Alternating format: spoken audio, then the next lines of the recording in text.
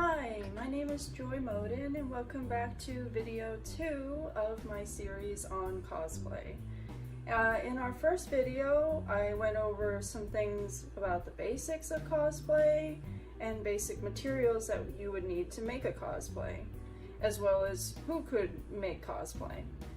And in this video, I'll be going over more details about certain cosplay supplies and what you might need, and some tips and tricks and things that I personally like over other things like foam.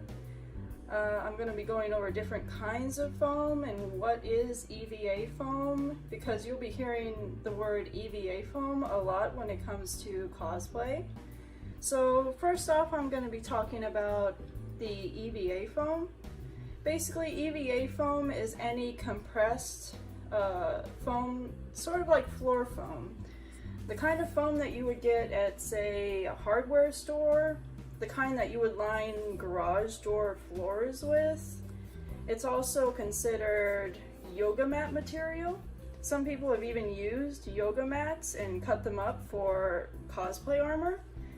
But a lot of people originally started using this diamond patterned, the interlocking foam that you would use for garage floors, because it's a very thick compressed foam. The only downside about this foam is that obviously there's a pattern on one side, and if your cosplay includes this pattern, then it can be really useful. But most costumes will not include this sort of pattern on the outside. So most cosplayers, when they use this is designed to be the innermost layer of the cosplay armor, the part that you don't see on the outside. And then this side would be the side that would be painted.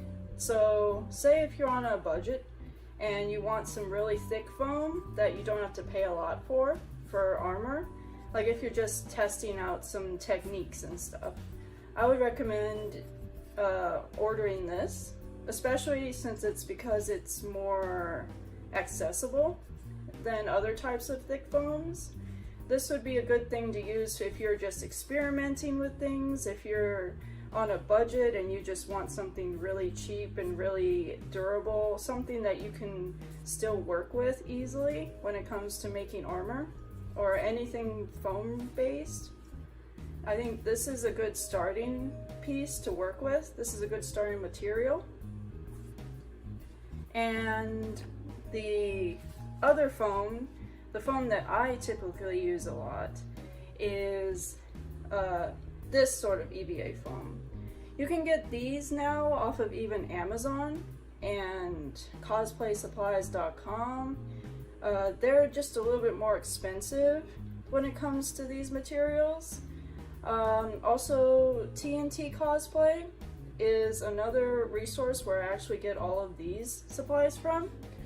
I highly recommend TNT Cosplay because they have very affordable prices, and it just makes it so much easier when you're trying to make cosplay to have some affordable choices that have foam that is smooth on both sides. Because having something that's smooth on both sides just means that there's less hassle, especially if you're seeing both sides of the armor at some point. Like, these could be used for even maybe some blades on a very short dagger, or it could be used for props, so you might be seeing both sides of it. It just depends. But some of these, it comes in two different colors, usually white and black. If you're getting a really big roll of these, usually they will only come in these two colors.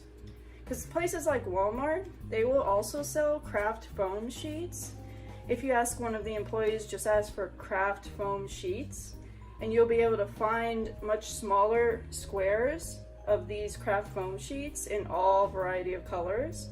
So if you don't want to paint a whole lot and you just want something that's a certain color, you could get pink, brown, black, orange, different varieties of reds and blues and greens. You can find all of those in the crafting section of a store.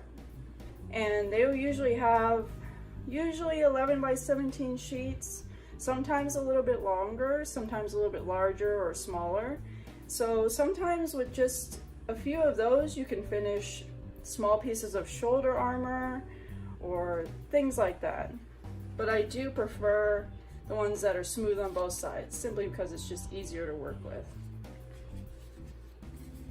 And you might want to pay attention to thicknesses, because they do say on labels when you buy the craft foam sheets that they are 2mm, 3mm, 4mm, 5mm. This right here would be a 2mm, and you can see how thin that is. And I believe this is a 3mm. So you can see the comparison as to the thicknesses of these two. And then there are also, I believe this is a 6 or 7mm. So depending on the thickness of the armor that you're working with, or the thickness of what you're aiming to make, and you can even layer these. So just think about what you're making and the kind of thickness you want your armor to be. The thinner they are, the floppier they're going to be. It's going to have less durability to it, and it'll hold up very, like if you're planning on wearing it as a shoulder piece, like say shoulder armor, then the thinner one is just going to be a lot easier to bend and to dent. Usually I use the thinner stuff as a top layer for something, or to just layer. That way you have some depth to your pieces or details. These are really good for details. And the thicker pieces are good, they're more sturdy, and they're less likely to give under pressure or regular wear and tear. So I recommend the, say, 5mm for things like shoulder armor or something above that if you're going to do really thick stuff. And that's basically what they call EVA foam. Like if you're listening to a lot of cosplay tutorial videos, they'll say you need EVA foam. Basically that's the thick stuff, the dense stuff, the stuff that we're talking about here, not like stuffing foam or pillow foam. Usually we're not talking about things like upholstery foam. This stuff is what I described earlier, yoga mat foam. You can look up EVA foam on Amazon. You can go to a hardware store, look for garage foam that you put on the floor. It's stuff like that. And another thing that a lot of cosplayers really like to use, or at least I like to really use, is model magic. This stuff from Crayola is actually a form of foam. Just a pack of this stuff weighs about 4 ounces. And it is super lightweight, and you can actually make details on your pieces with this stuff. The only downside with this is when it dries, it can be a little bit fragile. So I wouldn't make anything really large with this. This is ideal for like little details, like if you want to make diamonds, or if you want to make little jewel-like shapes, or if you want to make little details. An example of the details that you can make with these are on, this is what I made for my Loki cosplay. It's a chest piece. It goes across the strap that goes on the chest. I actually made all of these details, all these little details with Model Magic. And I attached these to a big piece of foam. This is foam, and this is the Model Magic. All these little details that are molded are the Model Magic, and they're just glued on. And this right here is, like I was saying with the layering, this is just a thinner piece of foam that was cut to be glued on top of this to make extra layering details. And this is a good example of a good use for the Model Magic. I did use Model Magic once for making horns for my Loki cosplay, just short horns, and they did hold up. I actually used some hard coat for these to make them stand up a little bit more, but they were delicate and they were not something I wanted to just like bump on things. So I would keep that in mind when using this, but it is extremely useful and extremely easy to work with. And it dries in about 24 hours to 48 hours. And then it dries hard. You'll just need to leave it out in the open air. And to store this, I would store it in a Ziploc bag when you're not using it. And over time it might get hard because you can't, unless you vacuum pack it in something, it will lose its moisture and it will get hard like a foam over time. So I would recommend a Ziploc bag for this and then use it up as soon as possible. And this stuff is gotta be my favorite for sealing foams. After you have built your armor pieces, after you built your shoulder pauldron, or if after you built a bracer or helmet out of foam, or even Warbler. I will go into Warbler later in another video, but I always recommend to everybody to seal your foam before you paint it. That's a mistake a lot of people make, is that they just try to paint over unsealed foam. And what your foam will do is it'll just keep soaking up all that paint and you will not get the kind of look that you're going for. This is one form of sealant that you can use for your foam pieces. This is actually a pretty expensive option. Like if you really want something that will hold up over time, Flexbond. The Flexbond right here, the Roscoe brand, this is actually something that is used in professional theater.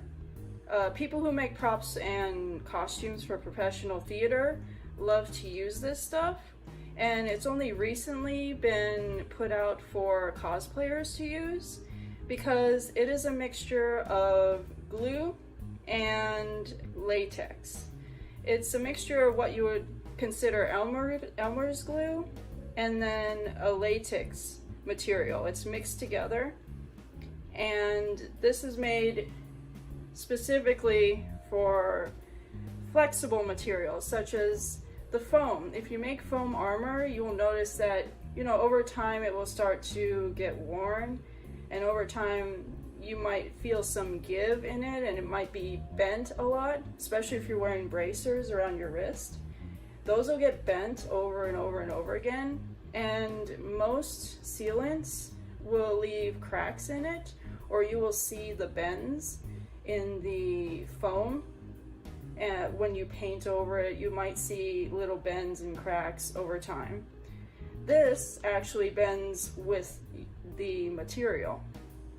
So if you want something that you can paint on that will continually keep being very flexible for you, like if you know this thing is going to be bent a lot, like if this piece of armor is going to be bent over and over and over again, this is a really good thing to use to seal it with first before you paint it. And I've only recently started using this stuff, but I love it. A little bit goes a long way, especially since when you use this stuff, I do like to water it down a little bit. I like to do 2-to-1 ratio of water to Flexbond. I like to mix it up first in a separate container before I paint it over my piece. I usually like to go 2 or 3 layers of this. Usually you'll put on a first layer, let it dry, and then put on a second layer and then a third layer before I actually paint. Sometimes I just do 2 because I think sometimes that's just enough.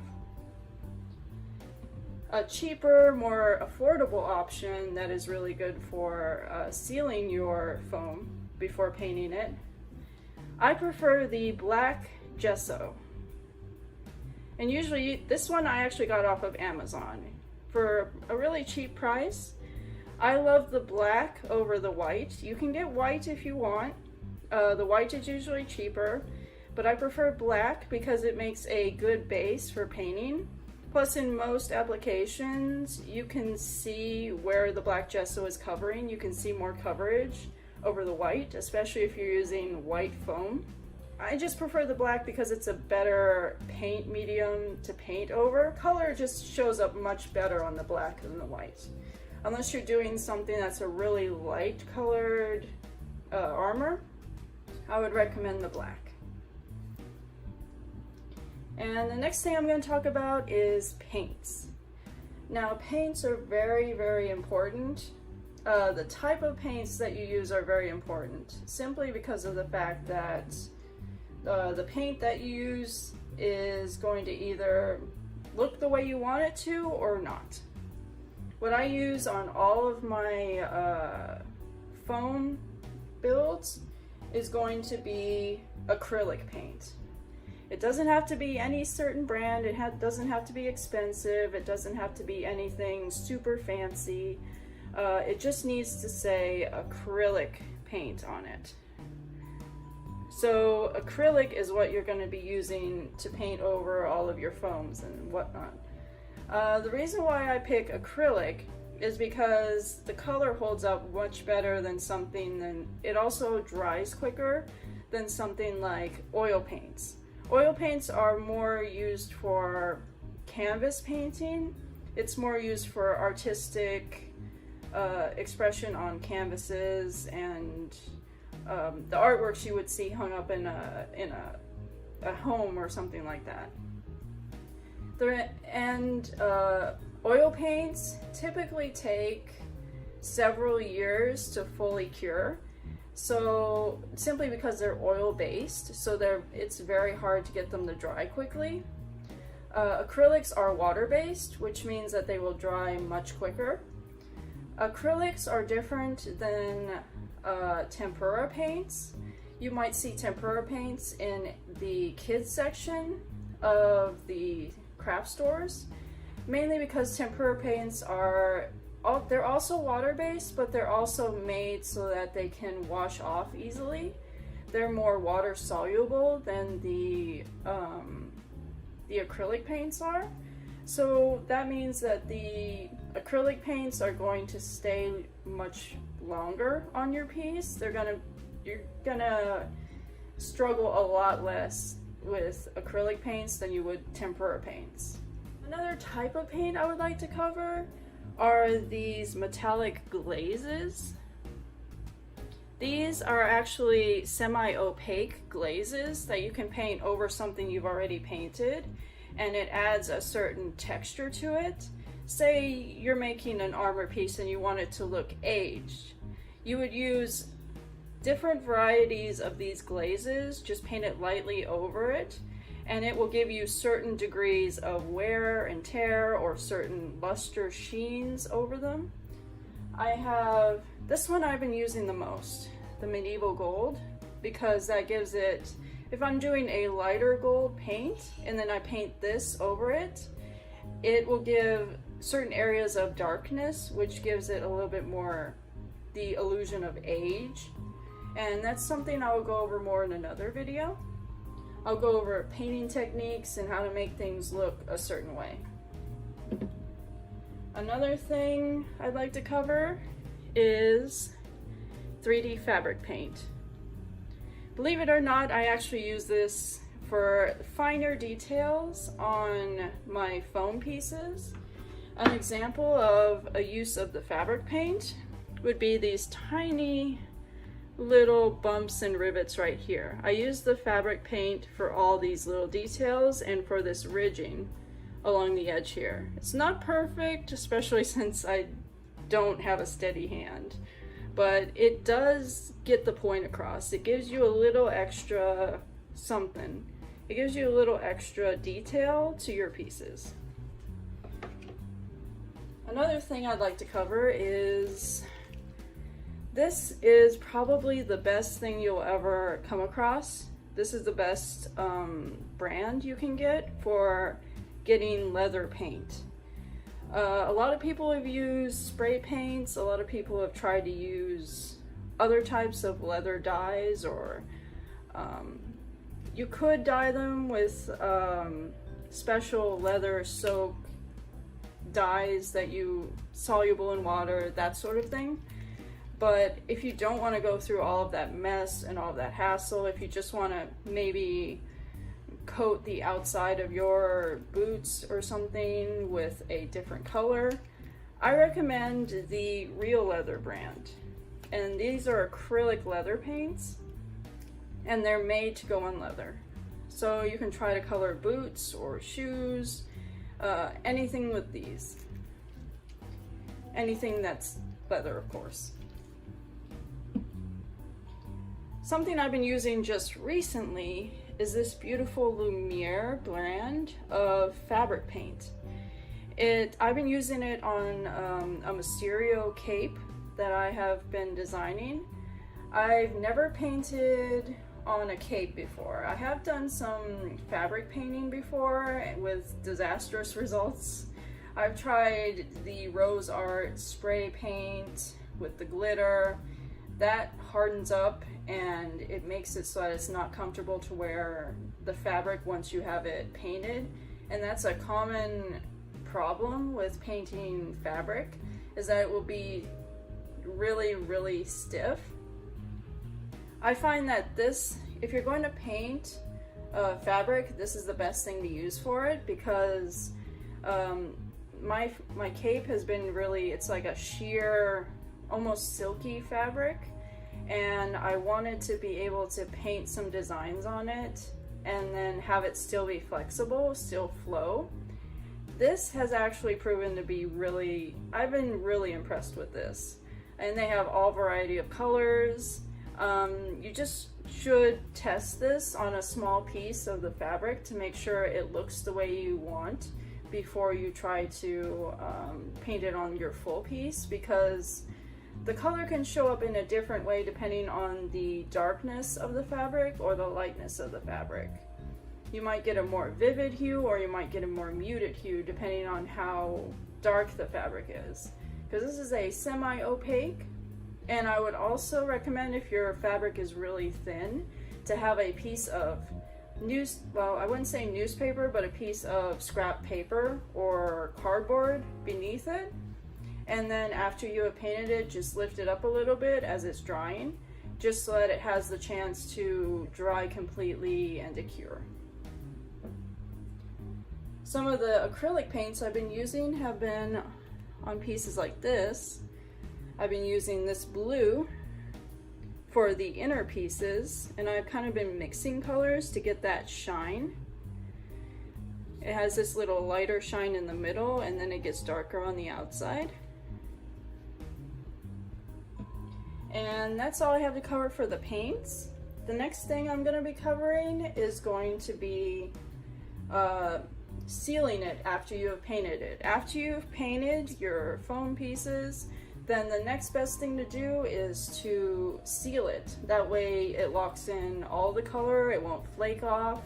This is what I use all the time on all my pieces, mainly because I do a lot of metallic looking foam pieces. There's a lot of metallics that I work with. I like doing gold armor and gold chest pieces. This is what I use to seal it. I use gloss varnish because it gives that unique shine. It gives that like metallic shine to it that you get. It catches the light and makes it look metallic. If you wanted to do something a little bit more muted, something that doesn't have that sheen over it, then I would go for a matte varnish. I like the varnishes because they're a polyurethane seal, and for me, they've proven that they can hold up even in rain. I did a jog once in costume. I was showing up for a marathon for charity, and when it rained, it actually rained on one of my prop pieces that was covered in this, and some of my armor I was wearing as well. And it rained very lightly, but it had not washed off or damaged any of my armor. And so I was super impressed by that. I would say, I mean, for that one instance, it worked out really well. I can't say that if you're always getting caught in the rain that this will always hold up, because I feel like eventually maybe it'll wash off. I haven't put it through an extreme stress test, but in the few rains I have been in, this stuff is held up, and it's made sure that my colors do not run, that my foam is not getting wet. It's been doing a really good job for me. Another thing you can use to seal things would be, you can use this to seal. This is another thing that's really good to seal pieces with. And if you're looking for something that's cheaper than both the Flexbond and the gesso to seal all of your foam pieces with, I would like to point out that you can use just plain regular Elmer's glue. Just put it in a 2-to-1 ratio with water. Just water it down a little bit. That way it makes it not as thick, because you want a consistency that's a little bit like paint that you can just like brush over your pieces with. But a mixture of Elmer's glue, a 2-to-1 ratio of Elmer's glue to water, is a really good thing to use instead of those two things for both sealing and for priming your pieces. And it's a really cheap option as well. You don't even have to get the Elmer's brand. It just needs to be an Elmer's white glue, something that dries clear. In the next video, we'll be doing some test work and actually making a bracer for the first time. I'll show you how to do a very simple bracer using foam, and how to use a heat gun, and also how to use the hot glue gun to attach pieces together. And we'll be going through all of that process in the next video. Thank you for joining me. I'll see you in the next one.